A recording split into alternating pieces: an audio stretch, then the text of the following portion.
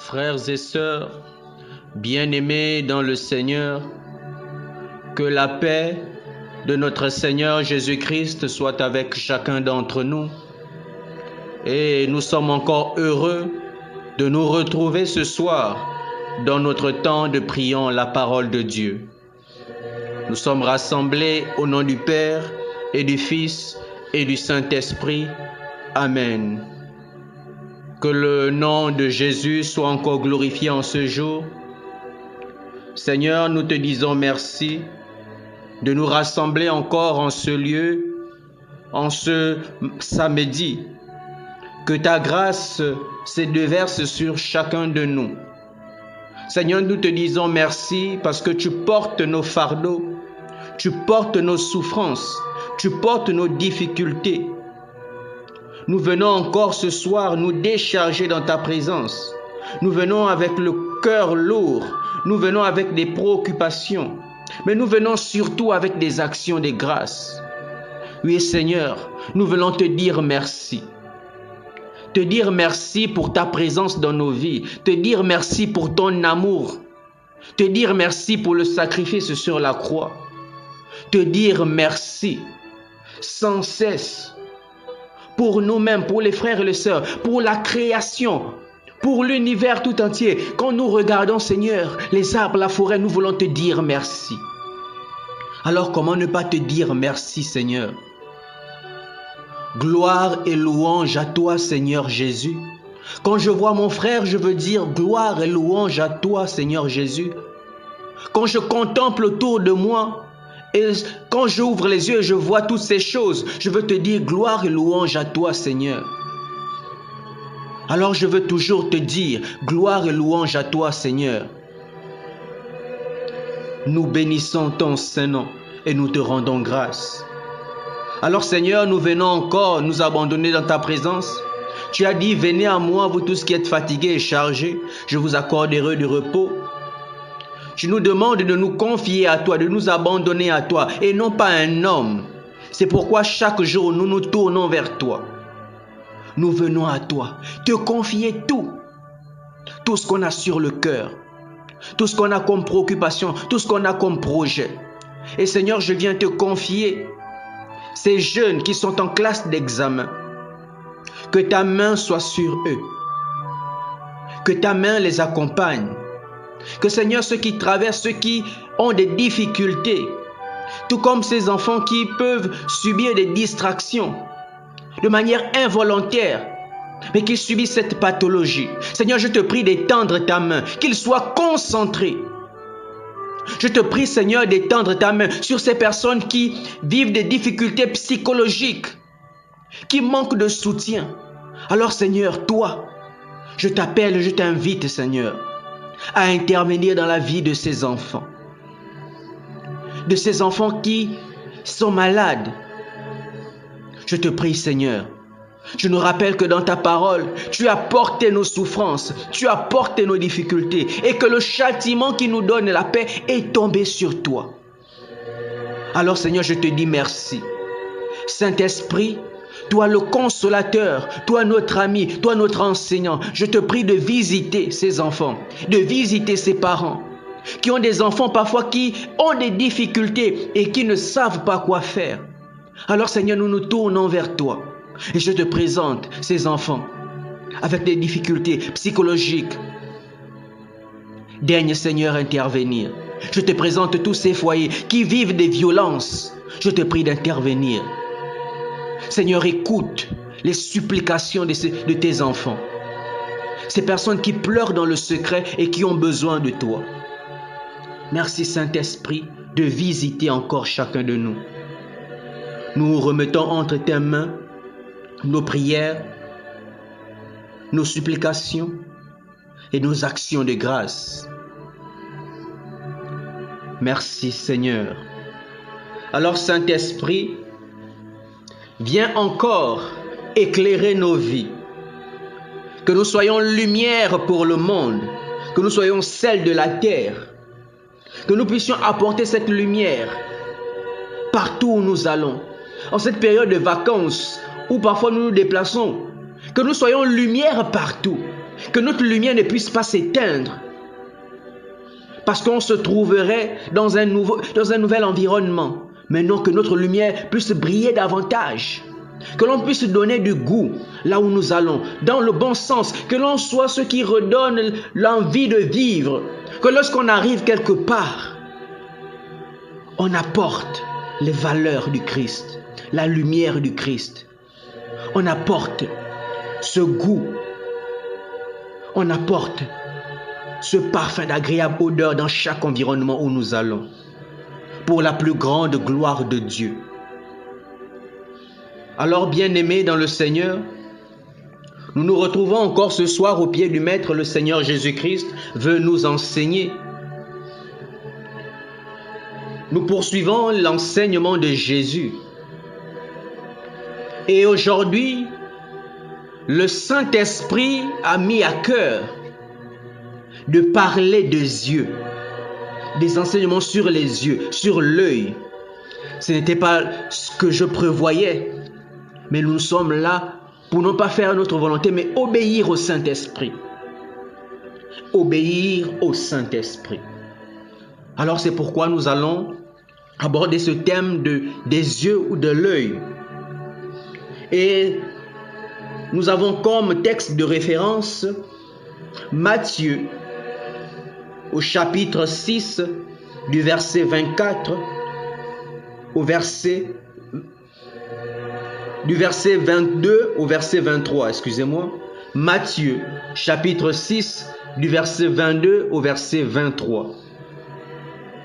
Alors que le Saint-Esprit, toi-même qui as inspiré cela, alors nous nous remettons en toi, que ce que nous avons à dire ce soir soit inspiré de toi. Prends ma bouche, prends le contrôle de ma bouche, que ce que j'ai à dire ce soir soit inspiré par toi, Saint-Esprit, et enseigne ton peuple, enseigne-moi, enseigne chacun de nous, et que cette parole puisse porter du fruit. Que cette parole puisse me transformer, que cette parole puisse me guider. Parfois, Saint-Esprit, nous ne voyons pas, mais tu ne nous demandes pas, nous ne sommes pas invités à tout comprendre. Peut-être nous comprendrons demain le sens de tout cela, le sens de ces enseignements, le sens de ces textes. Et que le nom du Seigneur soit toujours glorifié, maintenant et à jamais. Alors, bien-aimés dans le Seigneur, je vais déjà commencer par lire le texte de référence du jour. Nous lisions Matthieu au chapitre 6, du verset 22 à 23. Je proclame la parole de Dieu. La lampe du corps, c'est l'œil. Donc, si ton œil est limpide, ton corps tout entier sera dans la lumière. Mais si ton œil est mauvais, ton corps tout entier sera dans les ténèbres. Si donc la lumière qui est en toi est ténèbre, comme elles seront grandes les ténèbres. Parole du Seigneur. Nous rendons grâce à Dieu. Rendons grâce à Dieu pour sa parole, qu'il bénisse sa parole et que cette parole entre dans les profondeurs de notre être. Alors le Seigneur nous parle aujourd'hui de l'œil. Et l'œil, qu'est-ce que c'est? On le sait un peu tous. Nous avons tous des yeux. Nous ne voyons peut-être pas tous, mais nous avons tous des yeux. L'œil, d'après les définitions, c'est cet organe qui permet de voir, d'observer, de regarder. C'est un organe de la vision. C'est un sens qui permet à l'être humain, particulièrement aux hommes que nous sommes, même aux animaux, de capter la lumière. Et cette lumière nous permet de percevoir les objets, de percevoir les choses autour de nous, pour ensuite l'analyser et interagir avec l'environnement. Donc, l'œil nous permet de voir des choses, des hommes, des objets autour de nous, tout ce qu'on peut avoir autour de nous. L'œil nous permet de voir toutes ces choses. Mais l'œil nous permet d'abord de capter la lumière. Et c'est cette lumière qui rend perceptible les objets autour de nous. Parce que s'il n'y a pas la lumière, on ne peut pas voir les choses qui sont devant nous. Si nous sommes dans le noir total, on ne pourra pas voir. On pourra marcher et commencer à toucher. Là interviendra d'autres sens.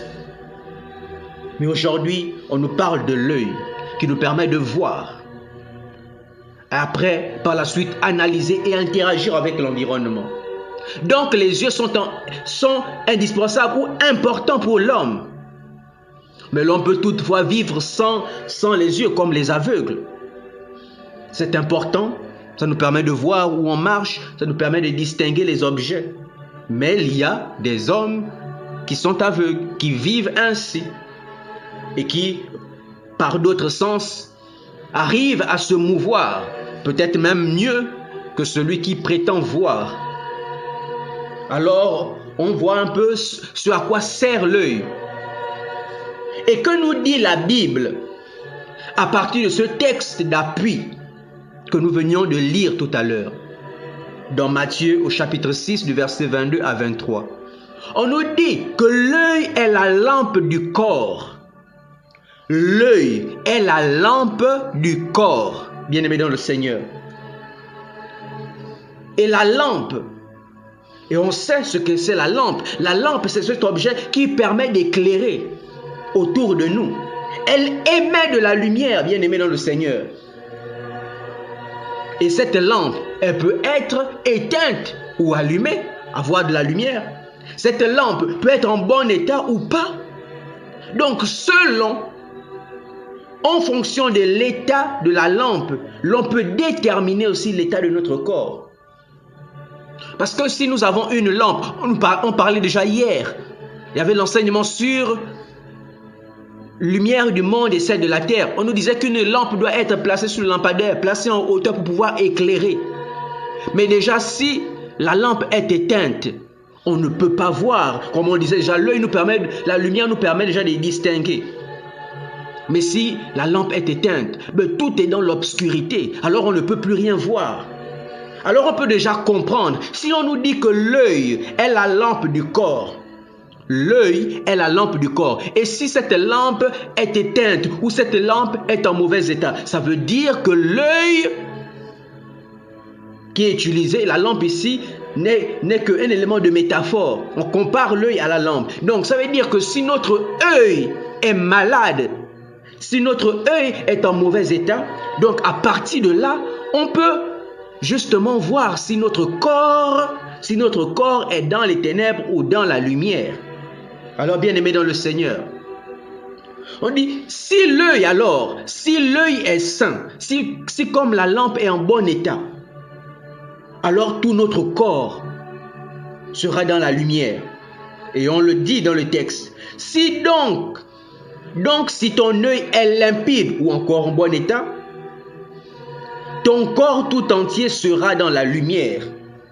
Si ton œil est sain, n'a pas de problème, alors ton corps tout entier sera dans la lumière. C'est quoi avoir un œil sain? C'est quoi avoir une lampe en bon état? C'est justement si nous sommes remplis de générosité, d'amour, d'humilité, si on a toutes ces qualités en nous.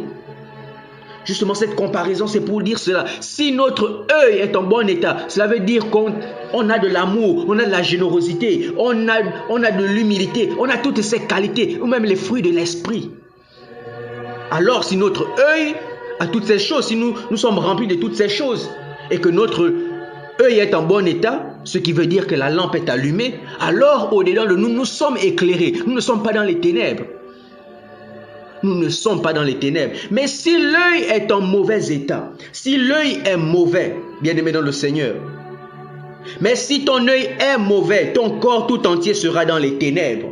Si ton œil est mauvais, si tu es rempli de jalousie, si tu es rempli de cupidité, si tu es rempli de convoitise, si tu es rempli d'orgueil, alors ton corps, ton être sera dans les ténèbres. Ton être sera dans les ténèbres. Donc les yeux révèlent ce qui réside à l'intérieur de l'homme.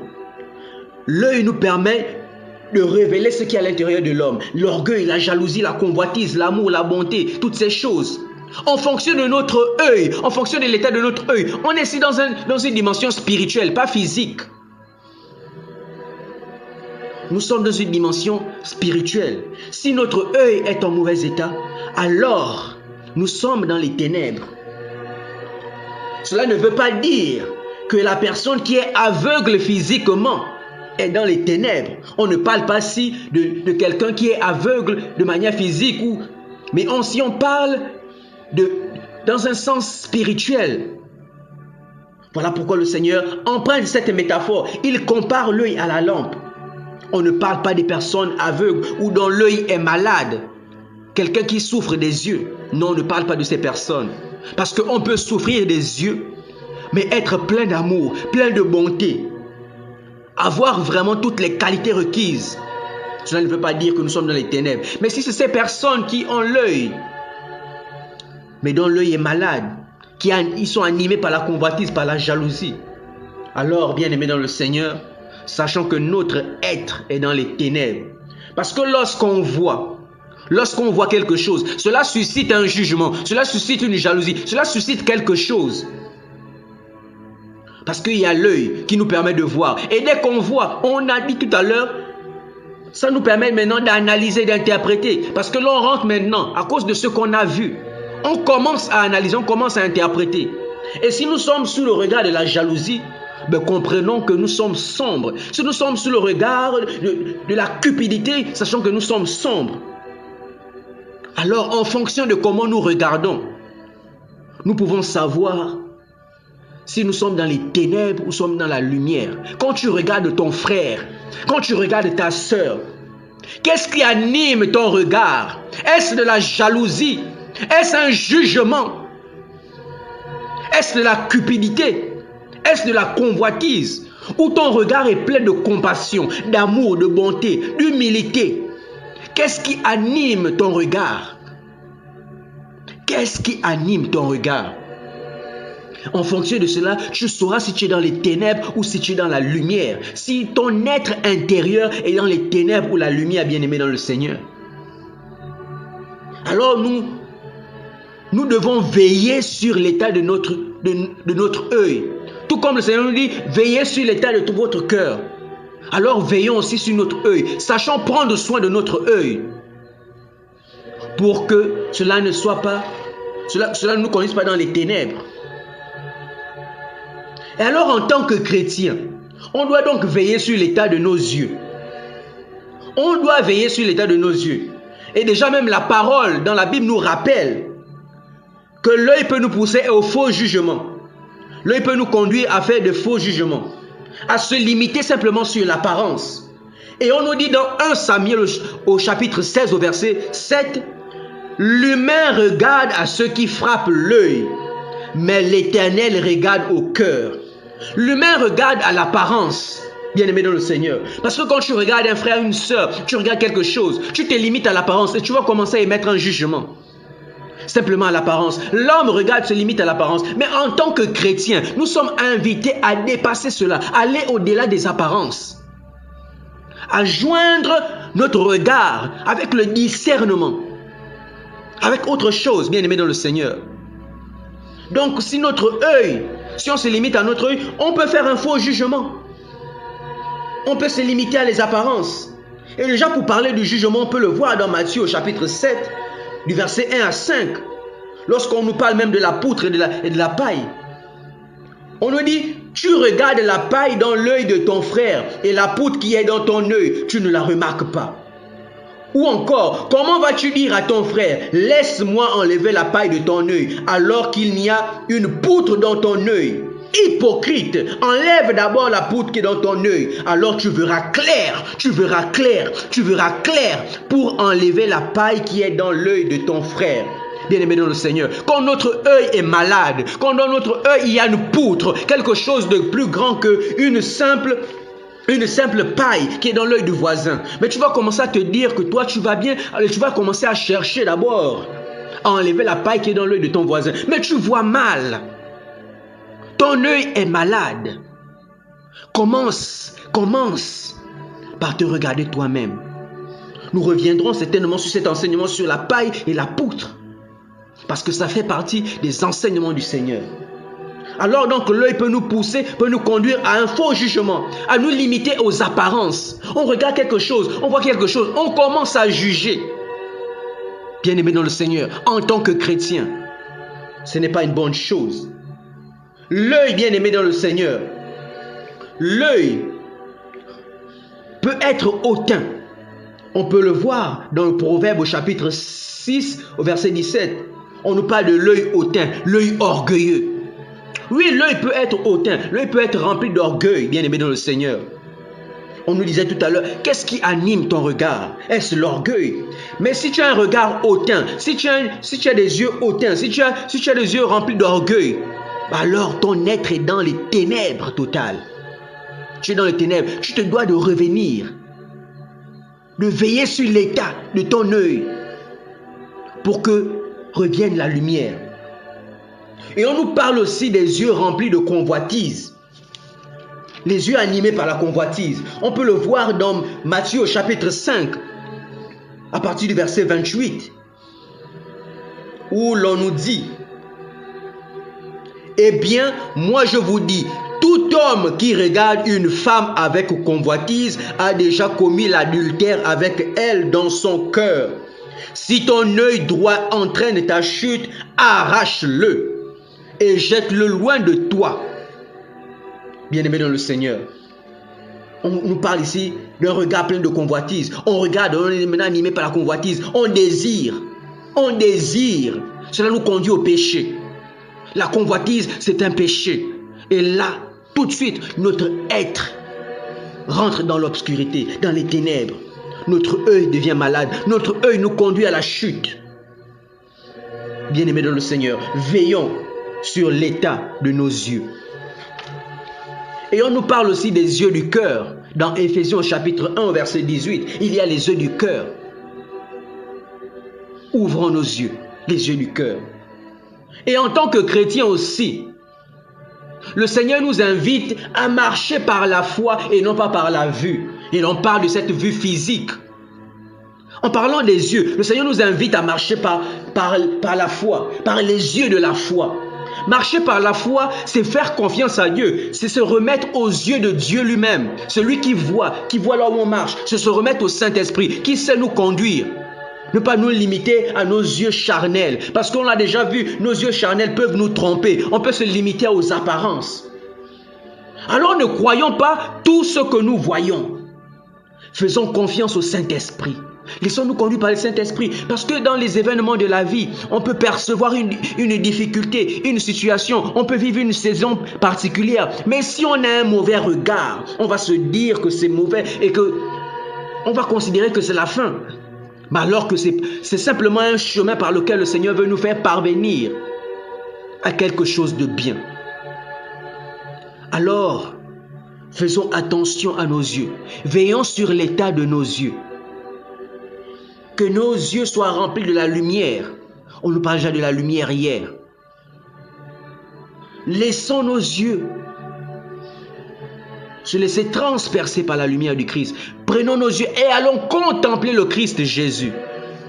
Contemplons le Seigneur. Bien-aimés, contemplons le Seigneur. Alors nous bénissons le nom du Seigneur pour cet enseignement de ce soir. Nous sommes invités donc à veiller sur l'état de notre œil. À veiller sur l'état de notre œil. Parce que notre œil, c'est la lampe du corps. C'est en fonction de notre œil qu'on peut savoir si notre corps est dans les ténèbres ou est dans la lumière. Est-ce que notre regard est plein de convoitise, de jalousie, et animé par toutes ces choses mal qui nous conduisent au péché? Ou est-ce que notre regard est animé par l'amour, la miséricorde, le pardon?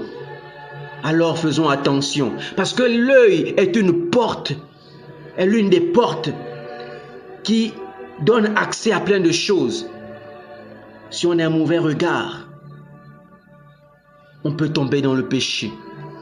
Mais si on veille sur nos yeux, on veille sur comment on analyse, alors nous demeurons dans la lumière. Dans la lumière. que le Saint-Esprit nous guide et nous éclaire. Puissions-nous marcher par les yeux de la foi aussi. Surtout marchons par la foi.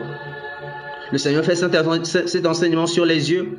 Au quotidien, nous sommes emmenés à regarder des choses, à nous confronter à l'environnement. Donc veillons sur l'état de nos yeux et marchons en tant que chrétiens par la foi et non pas par la vue. Que le Saint-Esprit nous aide et nous conduise, qu'il intériorise cet enseignement de ce soir pour la plus grande gloire de Dieu, maintenant et pour les siècles des siècles. Amen. Et pour nous séparer, je veux vous laisser avec cette phrase que me donnait le Saint-Esprit ce matin. Cette phrase simple mais énigmatique. Nous allons nous séparer dessus. Le Saint-Esprit pouvait dire: le premier comportement du chrétien, c'est les yeux. Le premier comportement du chrétien, c'est les yeux. Nous étions rassemblés au nom du Père et du Fils et du Saint-Esprit. Amen.